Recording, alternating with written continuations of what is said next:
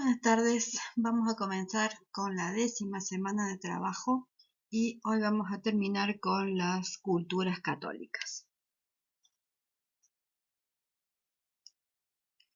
Dentro de esta Edad Media en Europa que venimos desarrollando, que recuerden es paralela a las culturas clásicas y posclásicas en América, lo que nos va a concentrar hoy es el análisis de las culturas y el desarrollo arquitectónico del periodo gótico, el último, o también denominado tardía Edad Media, baja Edad Media, reciente Edad Media, que abarca los siglos del 14 al 15, es decir, es el que va a culminar con la caída de Constantinopla y el descubrimiento de América para iniciar las culturas modernas. Iniciemos entonces con la cultura del periodo gótico. El mapa que tienen en pantalla les muestra la organización política de Europa en este periodo de la baja, de la tardía o reciente Edad Media.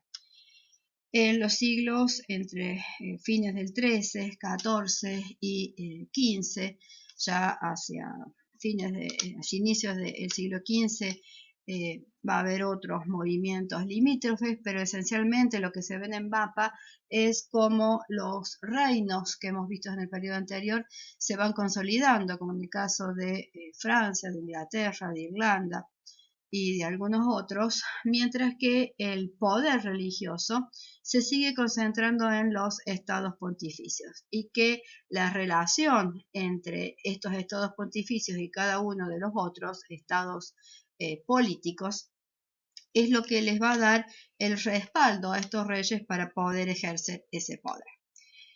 El territorio está todavía organizado a partir de este sistema feudal que a través de todo este periodo, de este último periodo de la Edad Media, va a ir perdiendo cada vez más ese poder, porque, por ejemplo, muchos de estos señores feudales van a seguir a sus respectivos reyes, a las cruzadas que hemos señalado, van a morir en ese proceso y parte de, o todo su herencia, va a ir quedando en manos de estos reyes que van a empezar a construir otro tipo de poder. Un poder que tiene un sistema político monárquico, ¿verdad? Mientras que lo que nos queda acá al medio es el Sacro Imperio Romano Germánico. Este Sacro Imperio tiene como prestigio, como construcción de poder, la idea de ser el heredero de la cultura romana, del Estado romano, y una continuidad con ese imperio carolingio que Carlomagno había establecido a partir del siglo IX. Este Sacro Imperio Romano Germánico se construye a partir de una serie de principados. Algunos de estos príncipes son obispos y estos príncipes, además del poder que tienen en sí mismos por su título, también son electores. Electores del emperador del Sacro Imperio Romano Germánico, que a su vez es coronado por el propio Papa. Y de esta forma se termina de establecer esta vinculación, este hábito que se ha mantenido en el tiempo del poder, cuando es romano, entre la iglesia y lo político. También tienen en el plano el Imperio Bizantino con un territorio cada vez más reducido, mientras que esta otra cultura, los árabes de religión islámica, avanzan cada vez más, están más cerca de Constantinopla, que va a caer hacia fines de este periodo, y también, o al revés, los árabes han perdido territorio por el avance de la reconquista española, de la mano de los reinos de Aragón y Castilla, los mismos que cuando terminen la reconquista de su territorio van a descubrir el continente americano. Esas son las fechas fundamentales que van a marcar el fin de la época que estamos estudiando para darle paso a la edad moderna o a las culturas modernas. En estos siglos que vamos a ver hoy, entre los siglos, parte del 13, porque las fechas nunca son exactas, pero fundamentalmente 14 y también algo del 15, estos estados que nosotros tenemos ahora en el plano van a empezar o van a continuar esta lucha por el poder político y religioso, pero sí van a comenzar a construir una idea de la formación de una nación. Una nación implica una relación entre el territorio y sus ciudadanos, sus pobladores, en pos de construir una identidad nacional. Eso es lo que van a hacer los que en la pantalla tienen el nombre de reinos, mientras que el Sacro Imperio Romano Germánico, en cambio, va a tratar de mantener ese equilibrio entre todos los principados y estados que lo conforman. Si el anterior mapa les mostraba cómo era la división política aproximada durante la tardía, baja, reciente Edad Media, el que tienen ahora en pantalla les recuerda cuáles son las rutas que tomaron los cruzados durante la plena Edad Media y que van a marcar las rutas comerciales ahora en la tardía Edad Media. Como ven, las rutas son diversas y son muchas y todas conducen desde Oriente, pasando por Constantinopla, hasta llegar a Europa, sea por tierra, sea por mar. Las cruzadas entonces traen esta reactivación comercial de Europa, que se da en forma paralela con un aumento de la demografía y con una buena producción agrícola durante la plena Edad Media. Estas cruzadas también traen a viajeros, llevan y traen viajeros que ven la arquitectura bizantina y la cuentan cuando llegan nuevamente a sus destinos. ¿Qué es lo que sucede también como hecho importante durante esta época? Uno de los religiosos más importantes de Francia durante el reinado de San Luis es un abad, el abad Suger, que tiene su iglesia principal hacia las afueras de París, la iglesia de Saint-Denis. En Saint-Denis se coronaba y también se enterraban a los reyes de Francia. Cuando San Luis, como rey de Francia, todavía no era santo, se va a las cruzadas, este abad queda con el poder político en el reino de Francia, es decir, es él el que gobierna. Y en ese tiempo decide intervenir en el coro de su basílica catedral, es decir, en la parte de atrás del altar. En parte perfecciona el sistema estructural del románico y lo hace mucho más elegante, mucho más esbelto, más alto y con más ingreso de luz. Y en parte también tiene esta influencia bizantina de un espacio que ya no es estático, sino que es un espacio que invita a que el fiel se mueva dentro de la arquitectura religiosa. Y rápidamente este nuevo sistema constructivo, que en adelante se va a llamar gótico, sistema estructural fundamentalmente, va a llegar a los diversos regiones de Europa y va a tener tantas variantes otra vez como hábitos constructivos tengan estas regiones. ¿Qué más va a pasar?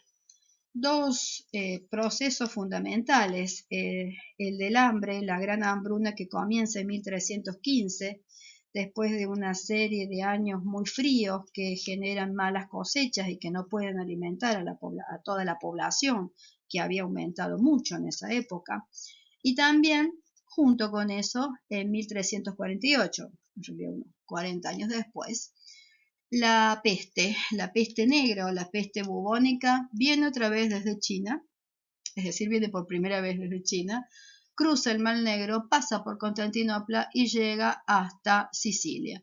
Y desde Sicilia se expande por el resto de Europa y también por parte del norte de África y del centro de África.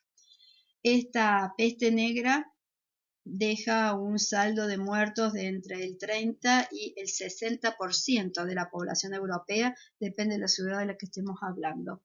Y les va a ser muy difícil recuperarse dado que en sí la peste se mueve dentro del territorio durante más de 6 años.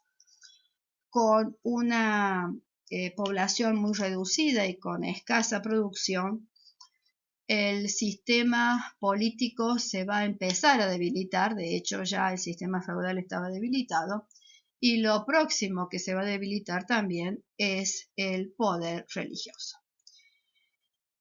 El otro factor que va a debilitar el poder político son las continuas guerras. Una de ellas, por ejemplo, es la guerra de los 100 años. Esta guerra de los 100 años que se entabla entre Francia e Inglaterra, porque Inglaterra es a su vez un señor feudal del rey francés, porque es el dueño del ducado de Aquitania que llega a manejar casi la mitad de Francia. En esta guerra, por ejemplo, participa Juana de Arco, que finalmente gana Francia y tiene durante estos 100 años una serie de aliados alternativamente en los que participa prácticamente toda Europa. Genera también la necesidad de este rey francés, de varios de estos reyes franceses, de tener sí o sí el apoyo papal.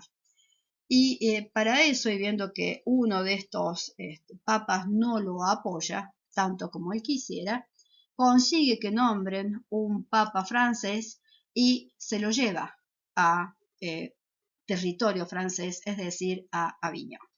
Durante más de 40 años el papado tiene sede en Aviñón, y eso se conoce como el cisma de Occidente. Ya habíamos visto, es un cisma con respecto a Oriente. Este es un cisma en Occidente que se soluciona unos 40 años después.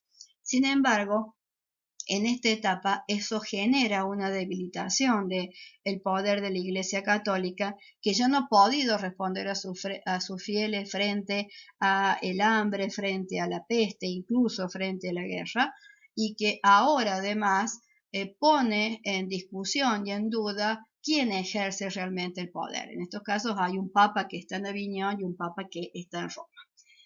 Junto con eso, o quizás gracias a eso, el poder de los burgos que nosotros hemos analizado en la clase pasada, cada vez se va a consolidar más. Y este hombre libre que vive en un burgo libre puede enfrentarse mejor a un poder real que se está construyendo en otros términos, y también puede vincularse de otra forma con el poder religioso, que aunque pierde mucha presencia a nivel del papado, lo sigue manteniendo a nivel local. Todos estos puntitos en violeta que ustedes tienen ahora son las grandes ciudades comerciales de esta época. Ciudades en las que se desarrolla el comercio, un comercio que no es producir e ir y vender, sino comprar lo producido y venderlo en otra escala, de una manera prácticamente internacional, de modo tal que la moneda vuelve a aparecer en el escenario, y ya el excedente tiene otro tipo de participación dentro del mercado. Ahora se puede acumular capital, sin que por esto, ojo, estos burgueses sean capitalistas. Recuerden que estamos hablando de burgueses de estos burgos medievales, no de otros burgueses que ya veremos después en el siglo XIX. Y estas ciudades estaban vinculadas entre sí, vinculadas mediante caminos que ya existían o que se volvieron a construir para este comercio, o vinculadas mediante también sistemas de navegación que llevaban estas mercaderías a cualquier punto de Europa. Y ahí tienen cómo es entonces este continuo movimiento por el territorio europeo entre los siglos XIV y XV, al fin de esta Edad Media.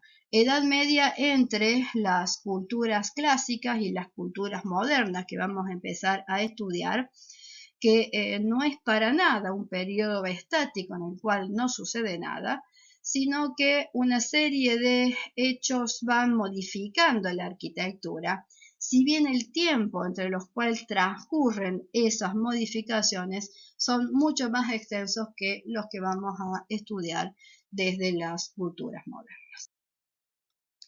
Dijimos que la peste negra llega en 1347 hacia Sicilia. Viene desde Crimea, desde por ahí, y llega hasta por acá. Y ahí vais viendo cómo va avanzando en estos más o menos 100 años que les iba contando, incluso como hay zonas en las cuales esta peste no llega nunca y que aniquila entre un 30 y un 60%. Esos 60% son sobre todo en grandes ciudades comerciales. Y la forma de llegar de esta peste es justamente a través de las rutas comerciales. Dijimos también que la falta de higiene que prevalece en cada uno de los burgos va a fomentar el desarrollo de la peste bubónica o la peste negra y que no hay una solución o una cura para la peste. Simplemente lo que se toman son medidas posteriores, por ejemplo, quemar todo lo que haya tocado un contagiado o una vez que los entierran cubrirlos con capa de cal. Fíjense cómo un material de construcción también es usado como parte de un sistema higiénico. La peste también va a despoblar muchos de los burgos, pero va a permitir un renacimiento en cuanto a los sistemas de cultivo, porque son muchos, mejor dicho, son pocos los que quedan en el campo, es decir, que van a tener oportunidad de cultivar mucho mayor extensión y de esa forma ganar más. Pero también va a haber menos mano de obra, es decir, que vamos a alcanzar un equilibrio económico de otro tipo a partir del paso de la peste por Europa. Hay muchos cuadros que les muestran cómo era este aspecto de la peste, sobre todo porque lo que se buscaba era buscar el origen que no era un origen científico, sino por qué el ser humano tenía que pasar por esto. Si era un castigo divino, si era por una cuestión geológica, si era porque los astros no se habían alineado, el hombre busca por qué le suceden estas cosas. Y en parte ahí empieza a entender que la iglesia no tiene la respuesta de todo, que Dios no es el centro de todo ni le puede responder a todas las necesidades que el hombre tiene diariamente sobre la tierra, aunque sí después de la muerte. Este es el marco también que permite la reposición del hombre y su pensamiento, su razón, más que su fe, en el centro de la escena. ¿Por qué interesa en particular este nuevo marco? Porque en el marco europeo la educación se hacía a partir de un enfoque religioso y la filosofía en busca de la verdad y la teología que demostraba la verdad divina no siempre se llevaban de la mano. En este periodo que vamos a empezar a estudiar, los grandes hitos territoriales son las catedrales y las catedrales son urbanas. La cátedra es donde el obispo, la máxima autoridad religiosa después del Papa, da misa. La cátedra del obispo es donde se sienta el obispo a dar esa misa. Por lo tanto, es el hito más significativo y cada uno de estos burgos lucha por tener una catedral. Junto con la catedral hay una escuela catedralicia que educa a los sacerdotes. Y de estas escuelas catedralicias, hacia el siglo XIII, se empiezan a conformar las universidades. Universidades que enseñan en primera instancia teología. Después van a enseñar algo de abogacía, por ejemplo, es decir, derecho, mucho después medicina, etc. Las más antiguas de todas estas universidades son, por ejemplo, la de Bolonia, que si bien empieza en el siglo X, se va a consolidar hacia el siglo XII, la de Oxford o la de Salamanca. La de Salamanca, que es de 1218, es la primera que va a ser reconocida como universidad, es decir, que da títulos. Mientras que estas nuevas universidades van a empezar a dar espacio a otro tipo de pensamiento que se denomina escolástica. ¿Qué busca la escolástica como nueva forma de filosofía, como nueva forma de pensamiento? Fundamentar la fe a través de la razón, para poder lograr que el dogma católico sea algo que se pueda fundamentar. Cuando estudiamos esta aparición de la nueva religión, vimos como la fe contra todo era la base de su dogma. Algunos de los padres de la iglesia llegan a decir que creen porque en realidad es absurdo. Hay uno que dice, el Hijo de Dios murió. Esto es creíble porque es absurdo. Fue enterrado y resucitó. Esto es cierto porque es imposible. Entonces creen porque es absurdo. Lo que Santo Tomás de Aquino, el principal representante de esta época, que escribe un librito que se llama La Suma Teológica, va a tratar de demostrar es cómo puede justificar la fe a través de la razón. Y va a establecer como un andamiaje para tratar de demostrarlo. Y ese andamiaje de pensamiento se parece mucho al sistema estructural que nosotros vamos a ver en los edificios góticos. Las universidades entonces van a acompañar a estas catedrales como hitos dentro del territorio europeo. Hitos que no solo son construidos, sino que también son, por un lado, fe y por el otro lado, razón. Y fíjense cómo ahora la fe está al lado de la razón. Mientras que en los tres periodos católicos que hemos visto antes, siempre hemos mencionado solamente la fe. Ahora aparece en la escena la razón. Y después la razón se va a quedar casi sola en las próximas culturas que vamos a estudiar.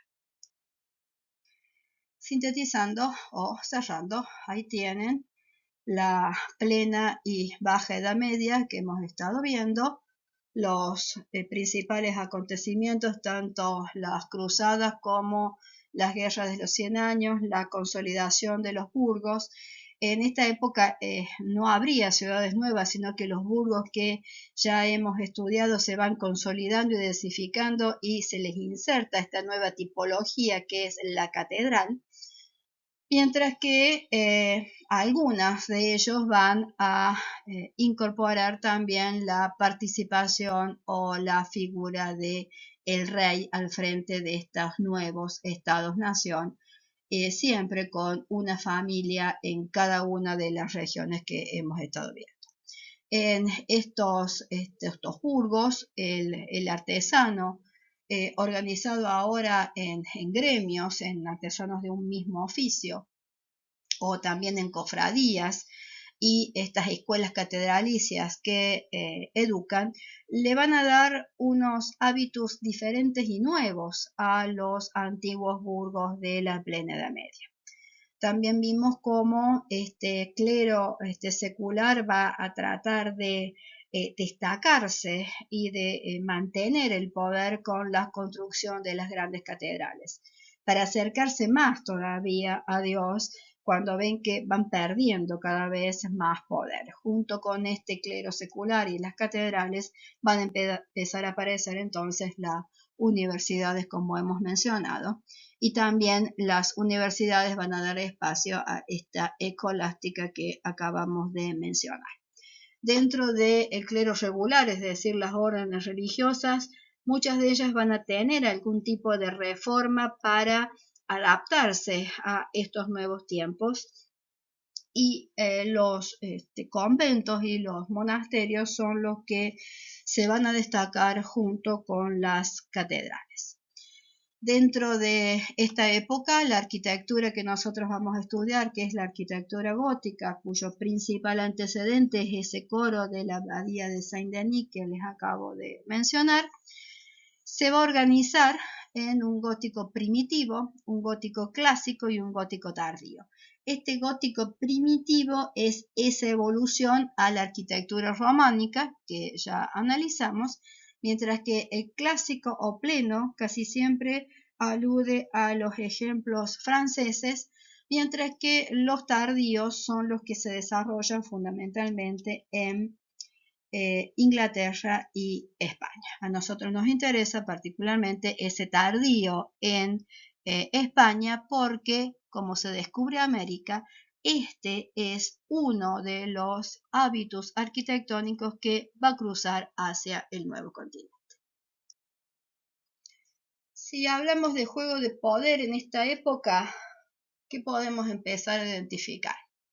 Primero, una monarquía que camina hacia esta conformación del Estado-nación, con la idea de armar una identidad nacional, que tiene un rey a la cabeza, una nobleza que lo sigue, una nobleza que ya depende prácticamente de él y, por supuesto, un ejército profesional.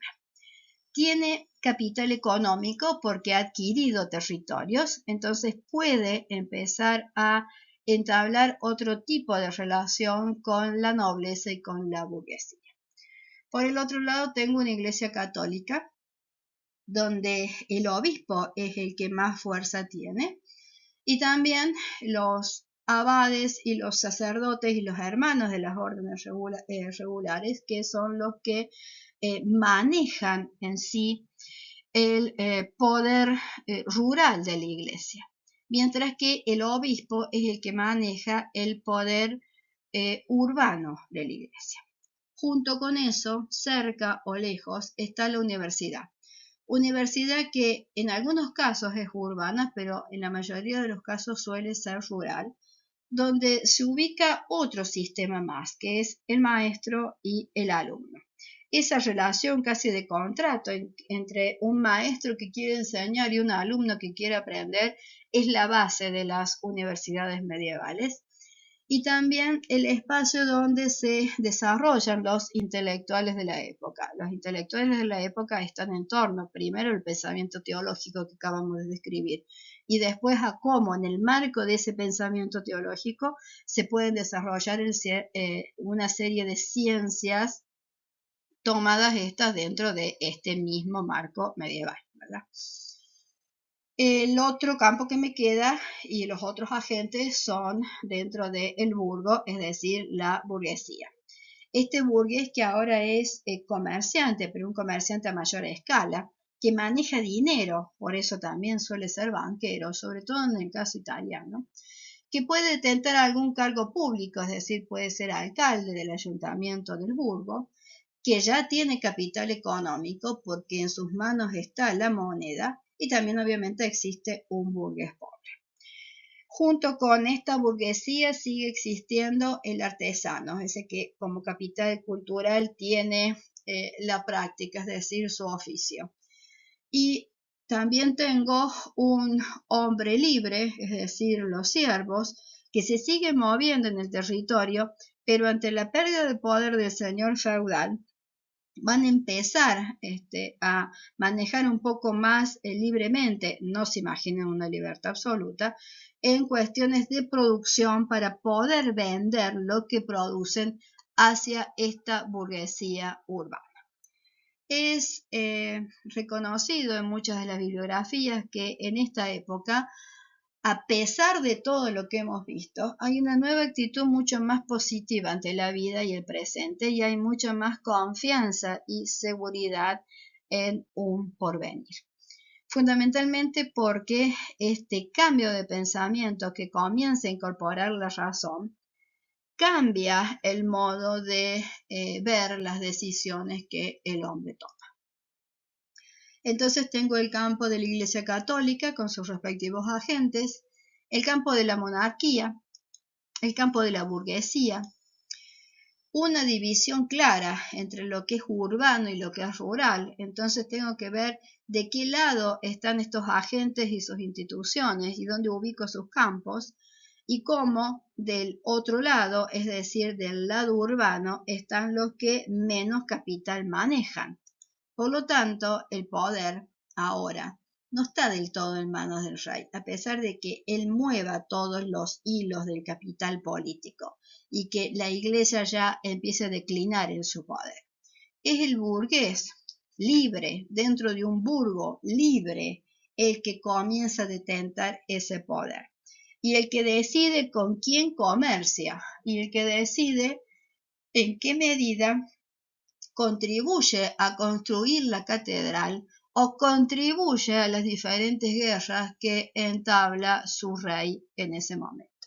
Por lo tanto, la actitud que tenga ese señor burgués es la que define el juego del poder en la tardía Edad Media. Incluso si ustedes lo ven desde esta cuestión de la fe y la razón, se van a dar cuenta por qué insistimos tanto en la fe y en la razón cuando analicemos después la arquitectura gótica. La fe es puro capital simbólico, mientras que la razón es quizás puro capital cultural, y a su vez la podemos ubicar entre una posición urbana y una posición rural. ¿Dónde está el poder que hemos dicho que se sitúa en el burgo? Un burgo que en esta época tiene entre 10.000 y 70.000 habitantes, que va a ser diezmado después por la peste y después, muchos años después, va a volver a recuperar esta demografía. Un gobierno libre que es de la ciudad, un crecimiento comercial gracias a esa libertad y el intercambio comercial resultado de las cruzadas. El representante de ese poder es el burgués, que es comerciante, es banquero, etc. También hay un burgués pobre que trabaja dentro de la ciudad, pero este otro burgués que dentro de todos esos burgueses alcanza cierta preponderancia es el que va a empezar a detentar el poder. Junto con él, en ese burgo, está el obispo de la Iglesia Católica. Y también está el artesano, el albañil, que empieza a conformar a partir de reconocer sus derechos en el marco de esta libertad, gremios y logias. Estos gremios y logias defienden al trabajador y también defienden a sus familias, pero también educan. Los gremios dicen quién es el maestro, quién es el aprendiz, qué tiene que estudiar, cuántos años lo tiene que hacer, pero también dice cuál es el precio, el jornal de cada trabajo. Es decir, es un sistema que está regulado. Mientras que también tengo, pero más lejos del burgo, el rey con la nobleza y el ejército que lo acompaña, y también la Iglesia Católica con sus órdenes regulares que por esta cuestión de la vida en comunidad suelen vivir o congregarse en monasterios, en conventos de grandes proporciones que suelen también ser rurales. Y al medio de todo esto me quedan las universidades y los intelectuales, que pueden estar ubicados dentro de un burgo o también construir sus propios espacios fuera de la ciudad. Por ejemplo, Cambridge, Oxford, son agrupamientos de colegios que tienen única y exclusivamente ese fin, ser sedes de estos altos estudios. Si ahora dibujo el burgo, ¿qué me queda adentro? Todos estos agentes que he mencionado con sus respectivas sedes, que es el paso siguiente para que terminemos de armar esta visión del juego de poder. ¿Cuál es la sede del obispo? La catedral. ¿Cuál es la sede del señor burgués? Además de su vivienda dentro del burgo, también el ayuntamiento donde ejerce el poder. Mientras que todos estos viven en una serie de viviendas que son las que conforman después el tejido del burgo. En cambio, el señor, el rey, el señor feudal de los señores feudales, que ahora ya es rey, y que se ha decidido por este sistema de la monarquía y que está construyendo un estado-nación, no vive en el burgo. Todavía no tiene una ciudad capital. Vive en una serie de palacios, algunos de estos ya construye el propio Palacio Real, pero está a las afueras de la ciudad. Muy pocas veces, por ejemplo en París, tiene su sede dentro de la misma ciudad. Mientras que las órdenes regulares, que también tienen edificios importantes, me quedan afuera. Y también lo hacen las universidades, que o pueden estar pegadas a esto o pueden estar ligadas a estos conventos y monasterios o pueden tener una ubicación, como dije en el caso de Inglaterra. Inglaterra siempre es diferente en esta época, de una posición urbana pero específica.